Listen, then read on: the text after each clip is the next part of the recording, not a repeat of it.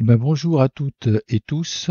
Alors, nous allons poursuivre ce tutoriel sur le logiciel Hugging. Nous avons vu dans la première partie de ce logiciel comment on peut créer un panorama en simplement 3 étapes, c'est-à-dire charger les images, aligner les images et créer le panorama. Alors nous allons à présent aller plus loin avec ce logiciel Hugging.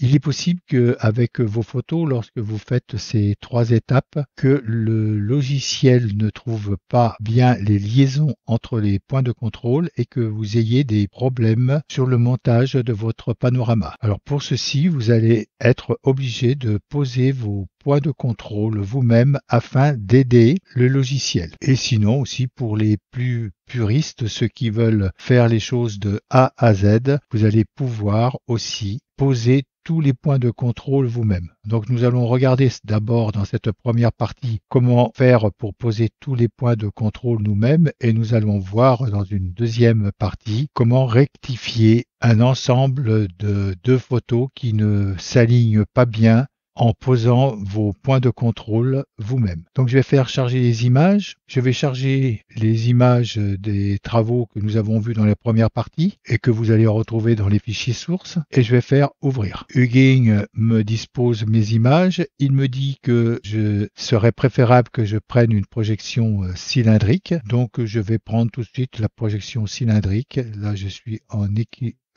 cylindrique.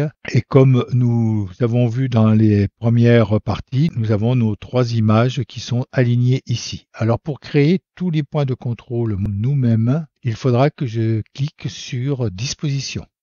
En cliquant sur Disposition, j'ai mes 3 images qui sont ici. Lorsque je passe la souris sur une de ces images, vous allez voir les 2 images qui sont reliées pour le panorama qui vont avoir un rectangle blanc autour. Si je clique, je vais saisir ces 2 images. Entre ces images, vous avez un trait blanc. Cela veut dire qu'il n'y a aucun point de contrôle sur ces images. Alors je pourrais aussi agrandir ou réduire la disposition de ces images. Cela va dépendre du nombre d'images que j'ai pour faire ce panorama. Donc là, je vais laisser comme ceci et venir sur cette image 0 pour Hugging, qui est la 1 pour moi, et cliquer dessus. Cela m'a ouvert les points de contrôle, comme nous avons vu dans la première partie, mais je n'ai aucun point de contrôle entre ces 2 images, donc je n'ai pas de nuances de couleurs qui sont ici, et aussi avec le nombre de points de contrôle. Ça sera que lorsque j'aurai rajouté des points de contrôle sur ces images que je vais avoir ces informations. Alors pour poser vos points de contrôle vous-même, il faudra chercher dans votre image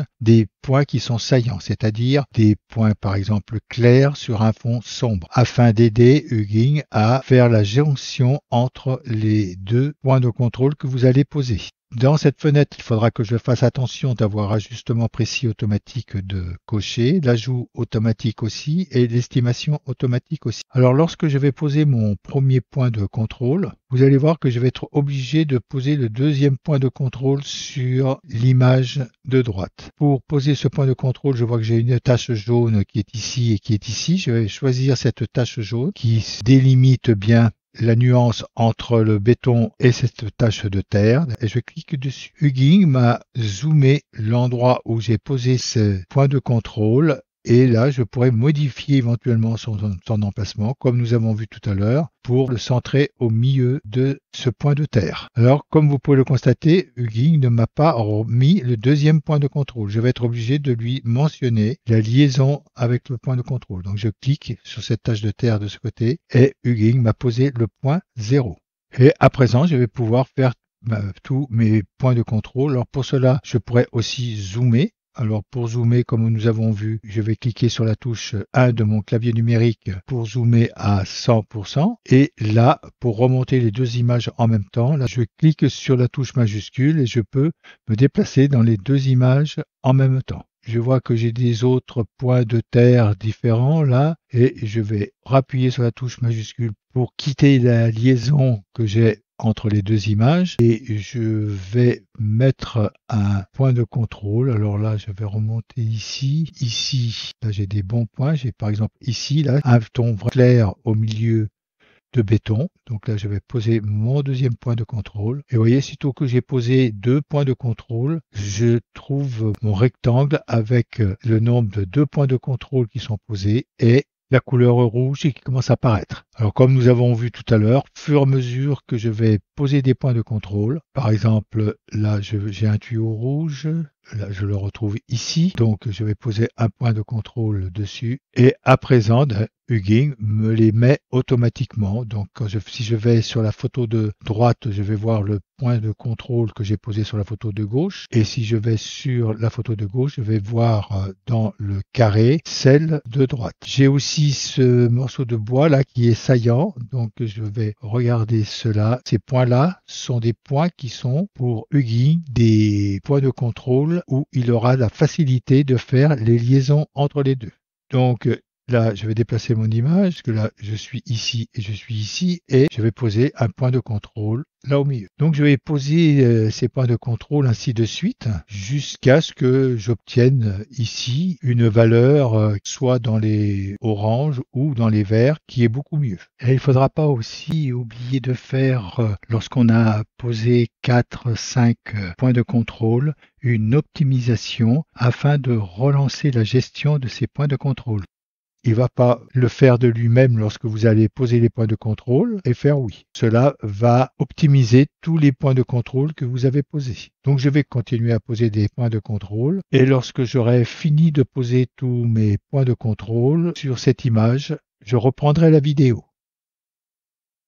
Et ben voilà, j'ai fini de poser tous mes points de contrôle. En tout et pour tout, j'en aurais posé 40 pour arriver à avoir ici une couleur verte m'indiquant la coordination des points de contrôle.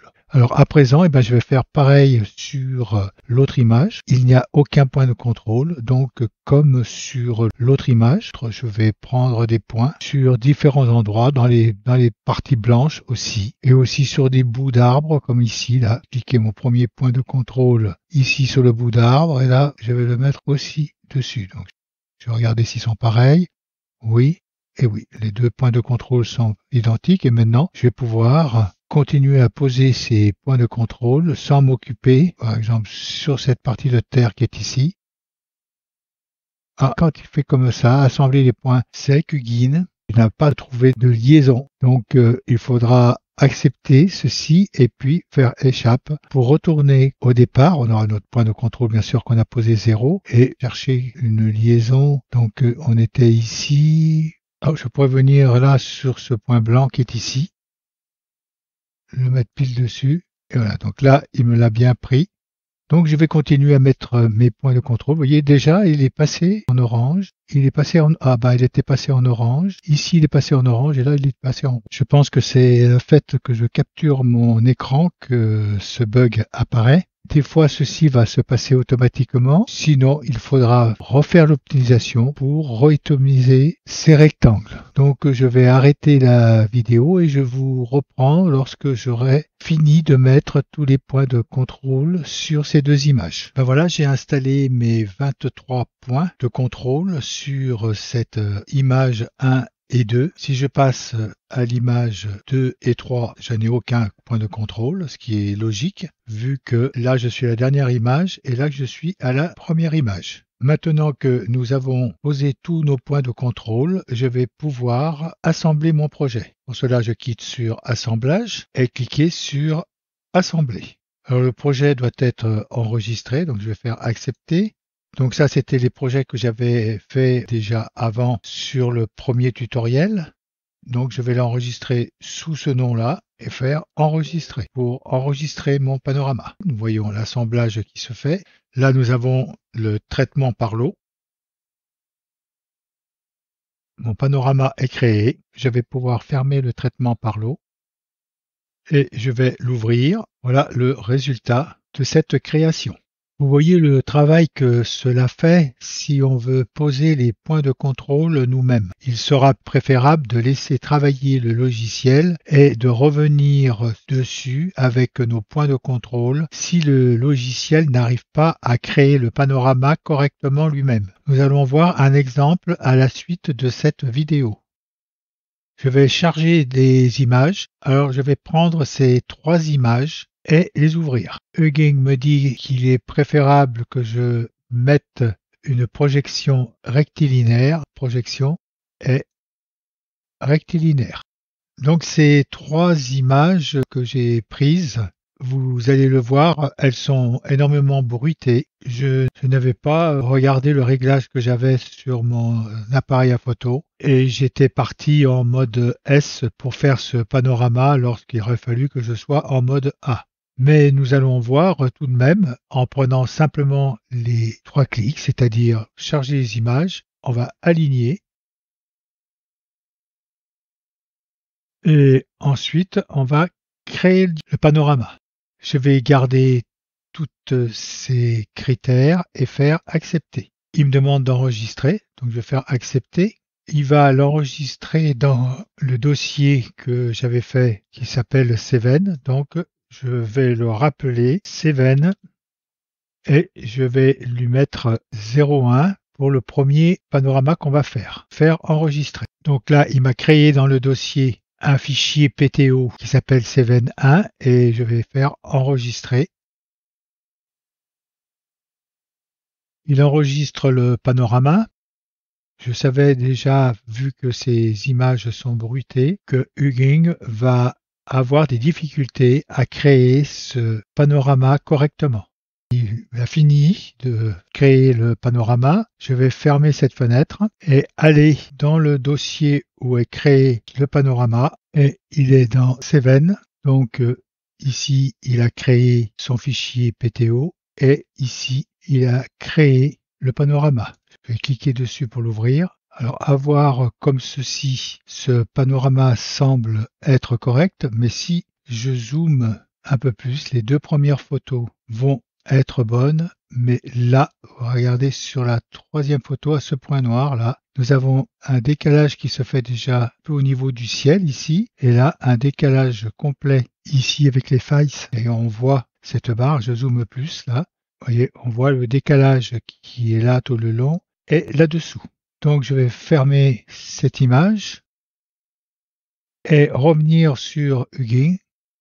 Et d'ailleurs, quand on regarde ce panorama, on voit ici, quand on zoome dessus, le décalage qu'il y a déjà ici sur les nuages. Le décalage est flagrant, avant déjà le montage. Donc je vais faire comme tout à l'heure, je vais prendre ici disposition. Et d'ailleurs, je vois dans ma disposition, là je suis en vert et là je suis en jaune. Donc il faudra que je retravaille sur ces 2 images. Je vais cliquer sur l'image 1 et ce décalage vient ici. Donc il faudra que je travaille sur cette partie. Je vais déjà regarder, il a posé en tout 19 points de contrôle. Alors vous voyez comme ces images sont bruitées. Et donc pour repartir comme il faut entre les 2 images, je vais déjà pouvoir poser un point sur cette pointe là.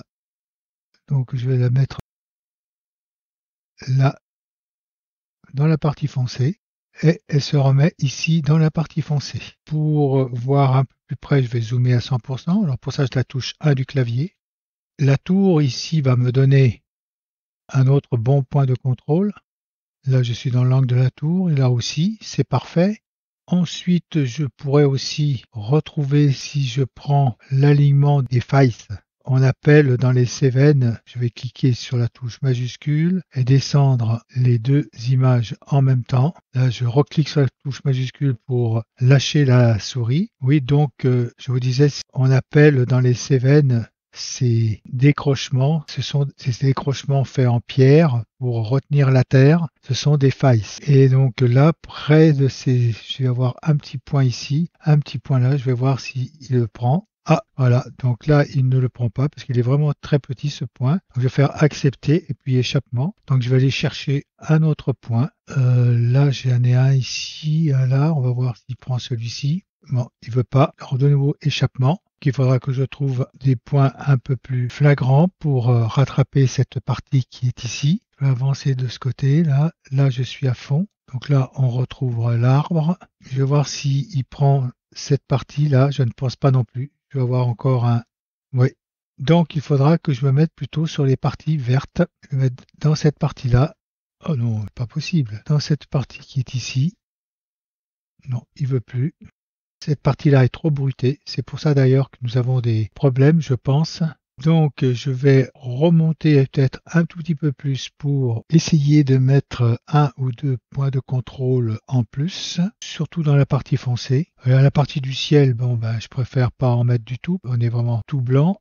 Et on va essayer d'en reposer un ici. Là, il les accepte parce que cette partie-là est moins bruitée. Donc, je vais redescendre et puis essayer de prendre dans ces arbres-là. Là, je vois que ça n'a toujours pas bougé. C'est toujours en orange. Je vais peut-être faire une optimisation pour voir si ça change de couleur. Non, ça ne change pas de couleur. Je vais essayer de mettre un point entre le... Non, c'est très dur. Il accepte que les points en haut. Ici, par exemple, là, celui-là, je pense qu'il va l'accepter. Et oui, il l'accepte là. J'aurais bien voulu voir du vert ici. Et je pense qu'il faudrait que je redescende un peu plus, mais tout ce qui est de cette partie. Alors là, j'ai un bout noir. Je vais voir s'il accepte. Oui. Et donc là, on est pas mal positionné parce que c'est juste en dessous de ces failles. Je vais redescendre. J'aimerais bien en poser.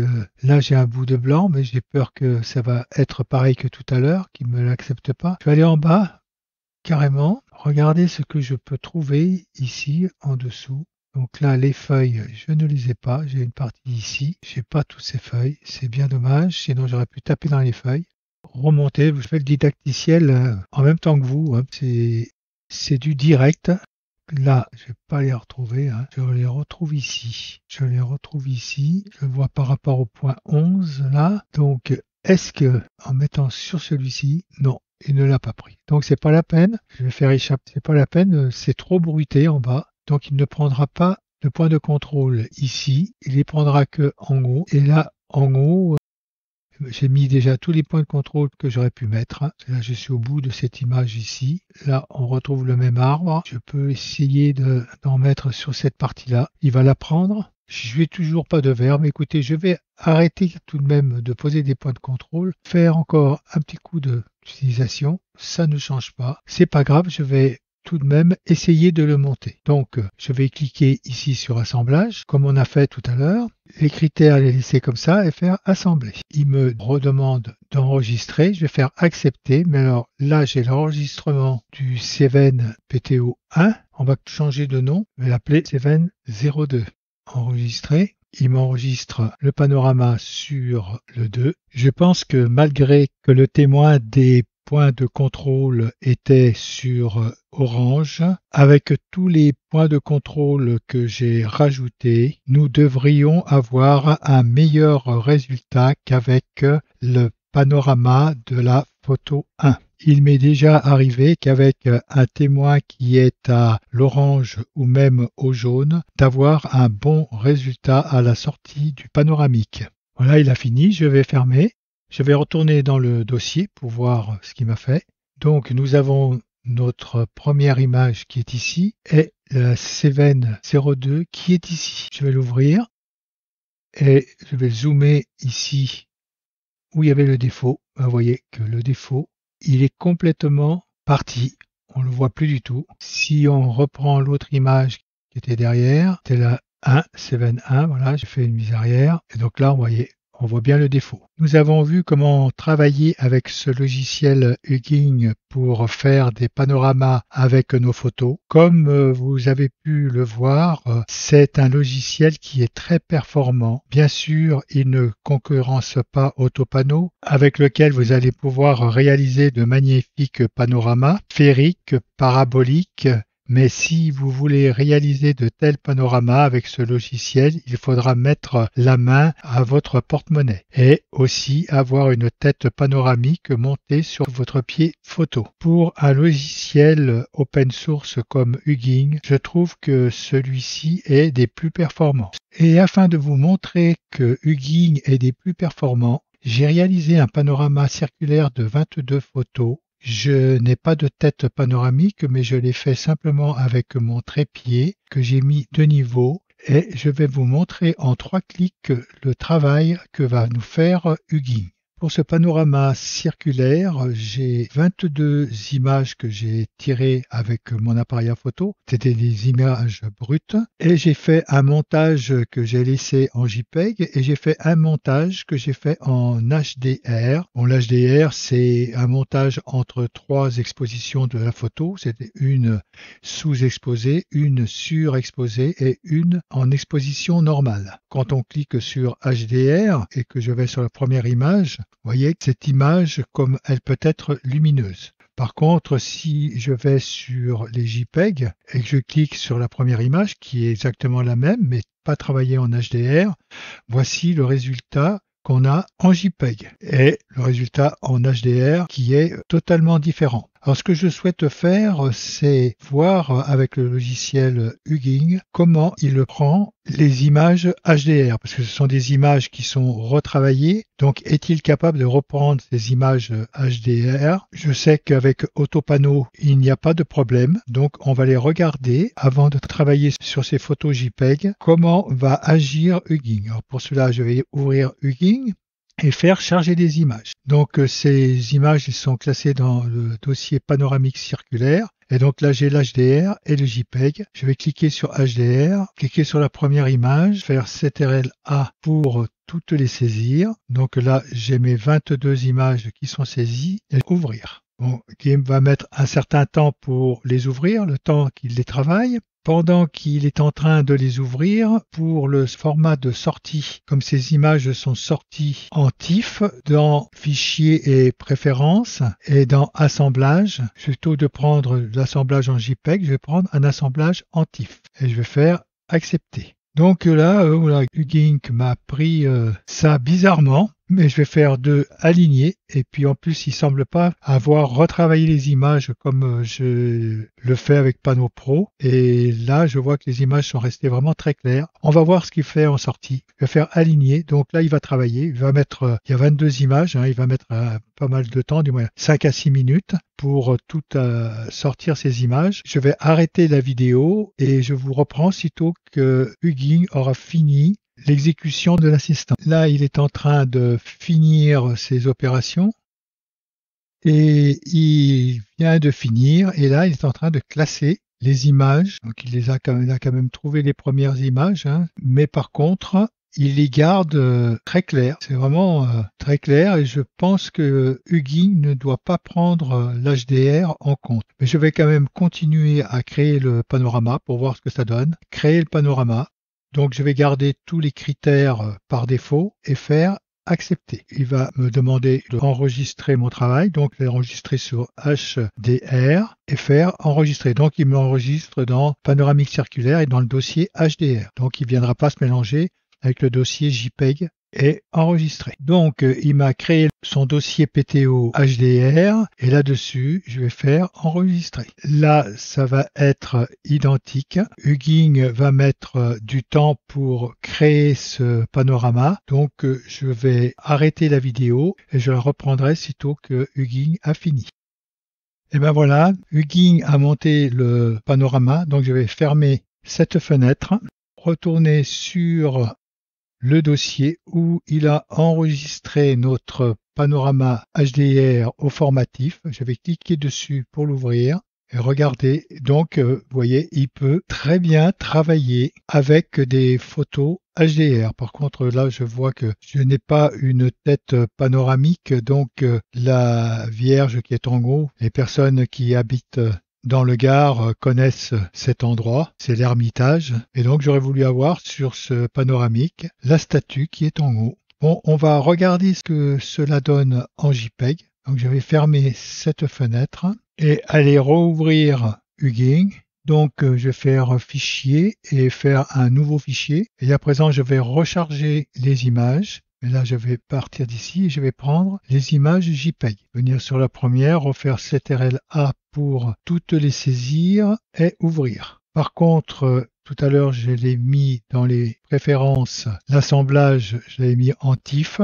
Là, comme j'ai du JPEG, je vais le remettre en JPEG. et faire accepter. Oui, donc là, on a à peu près la même chose, hein. On voit les dernières images là qui sont tirées. Bon, peut-être ça vient aussi que je n'avais pas de tête panoramique. Toujours est-il, on voit que Hugging est capable d'assembler 22 images en format circulaire. Je vais faire aligner.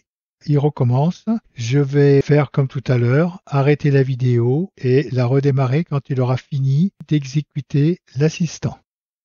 Voilà, Hugging a fini de faire l'assistant. Donc je vois qu'il m'a, sur ces 22 images, il m'a mis 1063 points de contrôle et qu'il a fait une erreur moyenne de 7,3 pixels et une erreur max de 45,6 pixels. Là par contre je vois que sur la projection qu'il nous fait, que les images sont mieux alignées. Il a l'air de mieux travailler sur un format JPEG normal qu'un format HDR. Je vais à présent créer le panorama.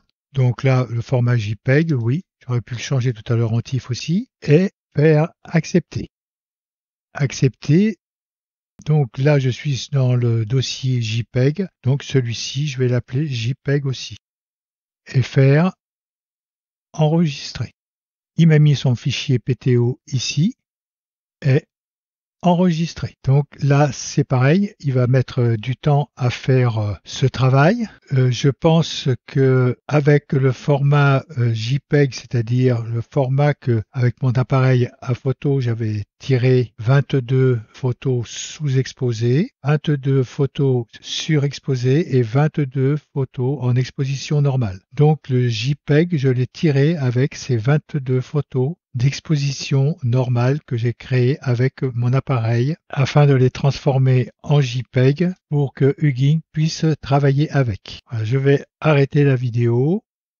Et ben voilà, donc Hugging a fini de faire le panorama. Je vais fermer cette fenêtre, retourner sur le dossier des JPEG et là nous avons le panorama qu'il a sorti en JPEG. Je vais cliquer dessus pour l'ouvrir. Alors déjà, je vois ce panorama est bien sûr moins lumineux qu'en HDR, mais par contre, je constate que la statue est ici complète. Et en plus, sur le premier panorama, j'étais surpris parce que là, j'ai le début de la barrière, parce que si vous voulez, c'est un panorama circulaire. Donc cette partie-là vient rejoindre cette partie ici. Donc là, nous avons le coin de la barrière et ici, nous avons le fin de la barrière, qui est logique. Si je vais sur le HDR, que j'ouvre le HDR est ici, il s'ouvre, il charge. Donc là, on voit que c'est complètement faux. Et déjà la statue coupée. Ici, j'ai plus du tout de barrière. Ici, j'ai la barrière. Cette partie-là est bonne. Donc, entre ces deux photos, par contre, cette photo, vous voyez comme elle est lumineuse et celle-ci est moins lumineuse. Pour en déduire et finir avec ce tutoriel sur Hugging, je vous rajoute dans le fichier source de ce tutoriel ces 24 photos, c'est-à-dire 12 HDR et 12 JPEG. Je vous rappelle que ces photos ne sont pas libres de droit, c'est mes photos, mais de toute façon, vous ne pourrez pas tellement les diffuser sur le net. Je voudrais que vous essayiez de faire le montage de ces panoramas avec le logiciel Hugging et que vous me fassiez aussi les commentaires, parce que peut-être que si Hugging prend pas le HDR comme il faut, peut-être ça vient de ma carte graphique, peut-être aussi parce que je capturais mon écran. Donc donnez-moi votre avis. Cela me fera plaisir, hein, parce que je suis ouvert à tous les avis, même si c'est pour avoir des critiques, c'est pas grave. Eh ben, je vous remercie de m'avoir écouté et puis je vous dis à bientôt sur Tuto Photo.